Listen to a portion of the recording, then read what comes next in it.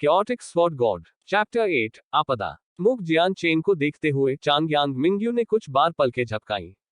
वह जियान चेन के कंधे तक गई और बोली, चौथा भाई, कृपया बहुत दुखी मत हो।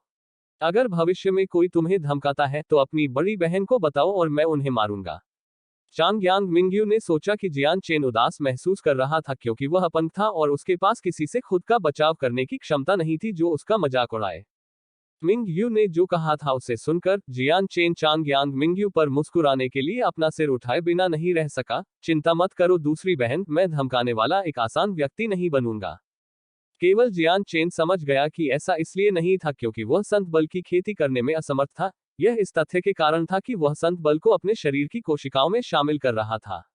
इस वजह से उनका शरीर अनिवार्य रूप से एक खाली खोल था जिसमें उनके शरीर में कोई संत शक्ति शेष नहीं थी। अगर उन्होंने इस तरीके का इस्तेमाल नहीं किया होता तो आज के सेंट टेस्ट का नतीजा कुछ और होता।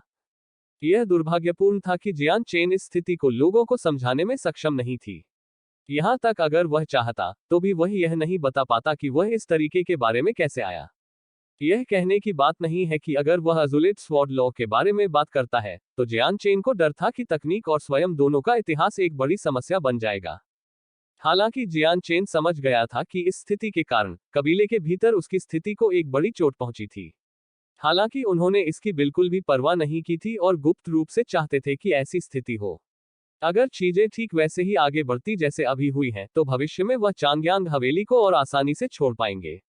अगर उस पर अब भी जीनियस का ठप्पा लगा होता तो हवेली से निकलना इतना आसान नहीं होता। कम से कम जब तक उन्हें उनकी स्वीकृति नहीं मिलती वे हवेली के अंदर और बाहर उनकी यात्राओं को अनदेखा कर देते। जियांग र बिस्तर से एक आवाज आई। जियान चेन की मां आखिरकार जाग गई। अपनी मां को उसका नाम पुकारते ही जियान चेन का दिमाग वापस होश में आ गया। वो तुरंत उसे देखने के लिए मुड़ा। मां, तुम्हारा बेटा यहाँ है, अब सब ठीक है। बी यूनटेन के चेहरे पर एक जटिल भाव था और उसने हाँफते हुए कहा, तुम्हारी मां ठीक है, लेकिन जियांग जब वह बोल रही थी तो उसके चेहरे पर दुख, उदासी और यहां तक कि दर्द के असंख्य भाव दिखाई दे रहे थे। चौथी बहन, कृपया अपने आप को ज्यादा परेशान न करें। जियांग तियान जन्म से ही अत्यधिक बुद्धिमान रहा है। हालांकि यह अफसोस की बात है कि वो संत बल की खेती नहीं कर सकता, लेकिन मेरी राय में जियांग तियान इतना सरल नहीं है। आखिरकार कबीले में कोई भी बच्चा उससे ज्यादा होशियार नहीं है। बाय यू शुवान अभी भी दुखी बी यूनटेन को सांत्वना देने की कोशिश कर रही थी। बी यूनटेन ने धीरे से अपना सिर उठाया। मैं इस तथ्य को पहले ही समझ चुकी थी। जियान चेन को देखते हुए उसने धीरे से जियान चेन के सिर के पिछले हिस्से को सहलाना शुरू कर दिया। जियांग, उदास मत हो। तुम्हारी दूसरी चाची ने जो कहा वो सही है। यद्यपि आप सेंट फोर्स की खेती नहीं कर सकते, फिर भी आप एक बहुत ही बुद्धिमान बच्चे हैं। हम अभी भी नहीं जानते हैं कि आप किस क्षेत्र में सबसे उपयुक्त होंगे। जियान चेन अपनी मां को बोलते हुए सुनकर झिझका। भले ही उसकी मां जाग रही थी, लेकिन वह इतना बेहतर महसूस नहीं कर रहा था। वास्तव में वहां के लोगों को सच बताना चाहता था। उसकी मां को निश्चित रूप से वो कहना चाहता था कि वह अपंग नहीं था जो सेंट फोर्स की खेती नहीं कर सकता था, लेकिन जियान चेन ने इसे सहना चुना। मां, चिंता मत करो, तुम्हारा बेटा तुम्हें निराश नहीं करेगा। उसके लिए अपनी मां के प्यार की तुलना में जियान चेन ने इसे पूरी तरह से संजोया था। वो बाद में रात को जाने से पहले पूरा दिन अपनी मां के सिरहाने बिताता था। समय समय पर चंग्यांग बा अपनी पत्नी को देखने के लिए आते थे, लेकिन वे जितनी जल्दी आते थे उतनी ही जल्दी चले जाते थे। जब जियान चेन की बात आई तो चंग्यांग बा का उसके प्रति रवैया इन दिनों पहले की तुलना में बिल्कुल अलग था। हर बीतते समय के साथ जियान चेन स्पष्ट रूप से देख सकता था कि चंग्यांग बा जियान चेन के साथ ठंडे भाव से व्यवहार कर रहा था। पलक झपकते ही जियान चेन के सेंट टेस्ट के 4 साल बीत चुके थे। जिन दिनों में वो व्यस्त नहीं रहता था, जियान चेन प्रशिक्षण जारी रखने के लिए खुद को अपने कमरे में बंद कर लेता था। आजकल उन्हें जितने प्रशिक्षण की आवश्यकता थी वो अतीत की तुलना में काफी अधिक था। इतना लंबा कि कभी कभी जियान चेन पूरे दिन अपने कमरे से बाहर नहीं निकलता। उन 4 वर्षों में कबीले में जियान चेन की स्थिति अपेक्षा के अनुरूप बहुत गिर गई थी। चंग्यांग बा अब उसके साथ और अधिक रूखा व्यवहार कर रहे थे और किसी ने भी पहले उसे खोजने की पहल करने की जहमत नहीं उठाई थी। यह उसकी मां से बहुत अलग था जो उसे हर रोज देखती थी। उसका प्यार कभी भी डगमगाया नहीं था। एक दिन की शुरुआत में जियान चेन ने धीरे धीरे अपनी क्रॉस लेग पोजीशन से अपनी आंखें खोली, ये दिखाने के लिए कि उसने पिछली रात का प्रशिक्षण समाप्त कर लिया था। दोनों हाथों को तुरंत ऊपर की ओर फैलाते हुए एक हल्की गोल गेंद धीरे धीरे देखने में आई। उसने सुंदर गेंद को अपने हाथों से हवा में उछाला और उसे जमीन की ओर गिरते हुए देखा, जहां उसके दोनों हाथ उस पर केंद्रित होने के कारण रुक गए। केवल थोड़ी सी आवाज सुनकर जियान चेन ने अपने छोटे हाथों को एक साथ ताली बजाई, जैसे कि वे दो स्टील की प्लेटें हों, और सामान्य रूप से नरम जमीन पर पुशअप्स करना शुरू कर दिया। कभी कभी अपने सिर को जमीन के इतने करीब लाते हुए वो उसे चूम सकता था और यहां तक कि एक छाप भी छोड़ देता था। बाद में जमीन पर खुशी भरी मुस्कान के साथ अपनी मेहनत को देखकर जियान चेन को हंसी आ गई। सेंट टेस्ट के आधे साल बाद जियान चेन ने अज़ुलेट तलवार कानून के पहले सिद्धांत के साधना चरण को पहले ही समाप्त कर दिया था। इसका मतलब यह था कि उन्होंने आधिकारिक तौर पर संत बल को अपने शरीर में आत्मसात किए बिना खेती करना शुरू कर दिया था। उसकी खेती की दर बहुत तेज थी, इतनी तेजी से कि कुछ ही वर्षों के अंतराल में वो पहले ही एक आश्चर्यजनक परिणाम पर पहुंच चुका था।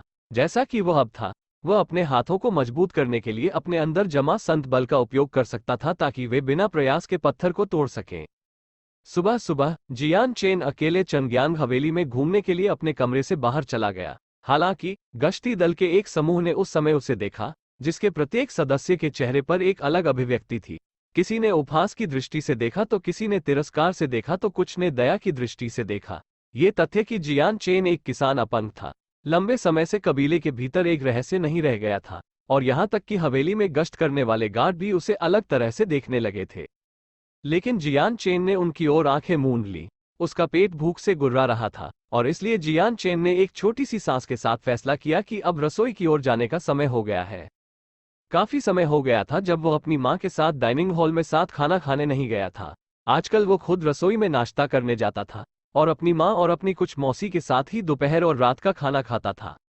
जब जियान चेन रसोई में पहुंची तो 100 से अधिक नौकरों को इधर उधर भागते देखा जा सकता था।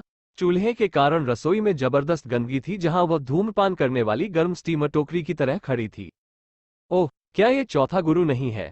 चौथा मास्टर रसोई में आ गया है। अरे, ये किसी चौथे मास्टर के रूप में लाड़ प्यार करने के लिए उचित जगह नहीं है।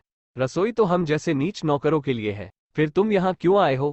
एक 20 साल के नौकर की चिढ़ाने वाली आवाज पुकार रही थी। उसकी अजीब आवाज को देखते हुए ये बताना स्पष्ट था कि वह जियान चेन का मजाक उड़ा रहा था।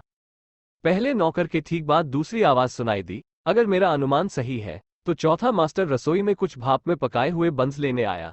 लेकिन यह अजीब है, चौथा मास्टर बाकी कबीले के साथ डाइनिंग हॉल में क्यों नहीं खा रहा है? क्या उसने खुद को गलत किया है और इसलिए रसोई से उबले हुए बंस खाना चाहता है? फिर भी ये भाप में बनी रोटी हम मामूली नौकरों और पहरेदारों के ही खाने के लायक है। एक और 30 वर्षीय नौकर ने जियान चेन का उपहास करना जारी रखा। दोनों की बातें सुनकर रसोई में मौजूद अन्य नौकर तमाशा देखने लगे। इन दोनों नौकरों को कुछ वरिष्ठों का समर्थन प्राप्त था। उदाहरण के लिए 20 वर्षीय नौकर को न केवल चंग्यांग की पहली पत्नी लिंग लोंग द्वारा पेश किया गया था, बल्कि वह जियान चेन की सबसे बड़ी चाची का नौकर भी था। अफवाहें थी कि लिंग लोंग ने उसे काम पर रखा था क्योंकि वह एक परिवार का रिश्तेदार था, लेकिन क्योंकि उसके शरीर में शक्ति की कमी थी, वो केवल रसोई में काम कर सकता था। 30 साल के नौकर के रूप में जो दूसरी बात करता है, उसका भाई चंग्यांग हवेली गार्ड का समूह नेता है। दो नौकरों ने उसका मजाक उड़ाते हुए सुना। जियान चेन केवल अपनी आंखें थोड़ी सिकोड़ सका क्योंकि उसकी आंखों से गुस्सा झलक रहा था। किसी भी तरह की फटकार का जवाब देते हुए वो विशाल स्टीमर टोकरी की ओर बढ़ा और उसके ढक्कन को हटाने के लिए अपना हाथ बढ़ाया, इससे पहले कि अचानक दो दिग्गजों के हाथ कहीं से निकले और जल्दी से स्टीमर टोकरी को उससे दूर ले गए।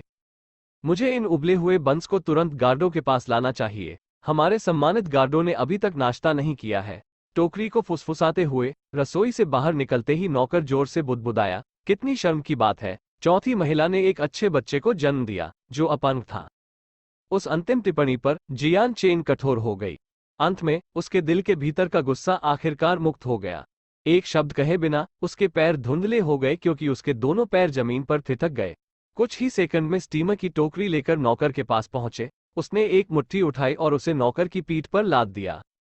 टकराना। पूरी तरह से अचंभित होकर स्टीमर टोकरी ले जाने वाले नौकर को डगमगाते हुए जमीन पर भेज दिया गया।